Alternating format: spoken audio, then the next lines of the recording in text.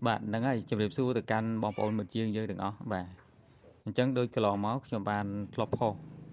nên là Facebook hãy tệ tôn cho mùi nâng cao và cao cho mùi nâng Gmail យើងថាតើយើងគួរបង្កើតរបៀបណាដើម្បីឲ្យ Gmail របស់យើងគឺប្រើប្រាស់បានយូរកុំឲ្យខូចទេណាបងប្អូនបាទអញ្ចឹងដូចខ្ញុំបានបញ្ជាក់បាទពីខាងដើមដំបូងបាទគឺថាបងប្អូនត្រូវតែមាន Gmail ផ្ទាល់ខ្លួនសិនទើបតែយើងអាចបង្កើត Gmail ថ្មីបានអញ្ចឹងណាអញ្ចឹងគឺបន្តិចទៀតខ្ញុំនឹងបង្ហាញបងប្អូនពីរបៀបនៃការបង្កើតជាមួយនឹង Gmail ថ្មីថាតើយើងគួរបង្កើតបែបណាដើម្បីប្រើប្រាស់ទៅគឺវាមិនខូចបាទដំបូងគឺយើងចូលទៅលើពាក្យបាទជ្រោមបាទបន្ទាប់មកគឺយើង search វាយពាក្យបាទ create Gmail បាទអញ្ចឹងរួចហើយគឺយើងចុចលើ create Gmail ហ្នឹងទៅបាទយើងរងចាំបន្តិចបាទអញ្ចឹងគឺយើងចុចនៅកន្លែងដែលខ្ញុំចុចបង្ហាញហ្នឹងបាទរួចហើយយើងយកពាក្យបាទ more account ហ្នឹងបាទយើងអូសមកខាងក្រៅមកហើយចុច add other account បាទអញ្ចឹងគឺយើងរងចាំវាបន្តិចមកបាទរួចហើយយើងចុចបាទ use order account នឹងខាងក្រោមនឹងមក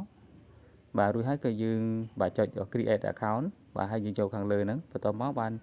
យើងបាទបង្កើតជាមួយនឹងឈ្មោះបាទ Gmail នឹងផ្ទាល់តែម្ដងបាទអញ្ចឹងយើងរងចាំបន្តិចទៅបាទនេះគឺខ្ញុំកំពុងតែបង្កើតឲ្យបងប្អូនមើលបាទនេះបាទយើងវាយបាទរួចហើយបាទបន្ទាប់មករឿងថ្ងៃខែឬអីអញ្ចឹងមកសម្រាប់ថ្ងៃខែយើងដាក់បែបណាក៏បានដែរបងប្អូនបាទអានឹងអត់សំខាន់ទេបាទរើភេទឬអីអញ្ចឹងមកហើយបន្ទាប់មកគឺយើងយកកន្លែង create បាទយើងកុំយកអាខាងលើពីរហ្នឹងយកកន្លែង create មកបន្ទាប់មកបាទយើងបង្កើតជាមួយនឹងឈ្មោះថ្មីមកហើយសម្រាប់ការបង្កើតនេះដែរគឺវាតម្រូវឲ្យយើងបាទលាយអក្សរហើយក៏ដូចជាលេខឬក៏មានបាទសញ្ញាចុចអីខ្លះអញ្ចឹងមកបាទទៅGmail ហ្នឹងគឺ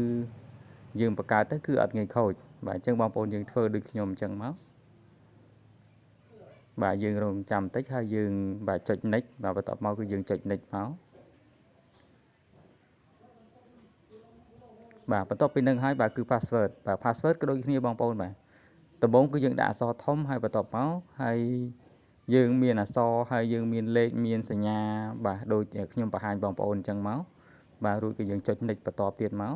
ត្រង់កន្លែងនេះគឺគេឲ្យយើងដាក់បាទលេខទូរស័ព្ទដើម្បី verify បងប្អូនបាទអញ្ចឹងលេខទូរស័ព្ទបាទមាន97មាន12មានស្មើតែហ្នឹងបាទគឺយើងវាយលេខនឹងចូលមកបាទអញ្ចឹងបន្ទាប់ពីបាទយើងវាយលេខនឹងហើយបាទខាង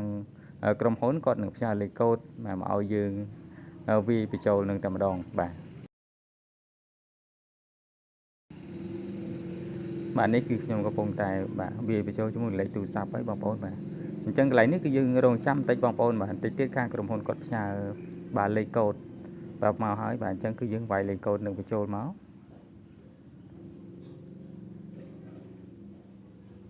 អញ្ចឹងបាទគឺងាយទេបងប្អូនបាទវិធីនេះបាទគឺរៀងងាយបន្តិចបាទអញ្ចឹងកន្លែងនេះគឺគេតម្រូវឲ្យយើងវាយជាមួយនឹង Gmail ចាស់ដូចខ្ញុំបានប្រាប់បងប្អូនពីខាងដើមអញ្ចឹងបាទគឺយើងត្រូវមាន Gmail ផ្ទាល់ខ្លួនរបស់យើងមួយអញ្ចឹងមកហើយយើងបញ្ចូល Gmail ចាស់នេះគឺដើម្បីវា recovery បាទអញ្ចឹងដល់ពេលដែល Gmail នឹងខូចគឺយើងអាចទាញមកវិញបានអញ្ចឹងណាអញ្ចឹងយើងចូលដូចអ្វីដែលខ្ញុំបានចុចបង្ហាញបងប្អូនទៅបាទកន្លែងនេះគឺ add recovery លេខទូរស័ព្ទបងប្អូនអញ្ចឹងយើងដាក់លេខទូរស័ព្ទមួយណាក៏បានដែរបងប្អូនបាទនិយាយចំទៅដាក់លេខទូរស័ព្ទតខ្លួនយើងប្រើរងថ្ងៃហ៎បងប្អូនបាទរួចហើយបានយើងបាទចុចrecovery ជាមួយនឹង Gmail ចាស់ដែលខ្ញុំឲ្យបងប្អូនយើងបង្កើត Gmail ផ្ទាល់ខ្លួនណាអញ្ចឹងគឺយើងចុចបាទតាមនឹងមកបន្ទាប់មកយើងចាំយកលេខកូដដែលគេផ្ញើទៅកាន់ Gmail ផ្ទាល់ខ្លួនរបស់យើងបាទនេះបាទគឺលេខកូដទាំងហើយបងប្អូនបាទរួចហើយបាទគឺយើងយកលេខកូដនឹងមកវាយចូលនៅកន្លែង Gmail នឹងមកវាជោគជ័យហើយបងប្អូនបាទតែប៉ុណ្្នឹងគឺបាទ Gmail របស់យើងគឺលែងខូចហើយបងប្អូនបាទអញ្ចឹងដូចខ្ញុំបានបញ្ជាក់បងប្អូនពីខាងដើមបាទអ្វីដែលសំខាន់គឺយើងត្រូវមាន Gmail ផ្ទាល់ខ្លួនទៅយើងអាចបង្កើត Gmail ថ្មីបានបាទអរគុណបងប្អូនដែលមានតែប៉ុណ្្នឹងទេបាទហើយយើងនឹងជួបគ្នាក្នុងឱកាសក្រោយបន្តទៀតបាទអរគុណបាទជម្រាបលា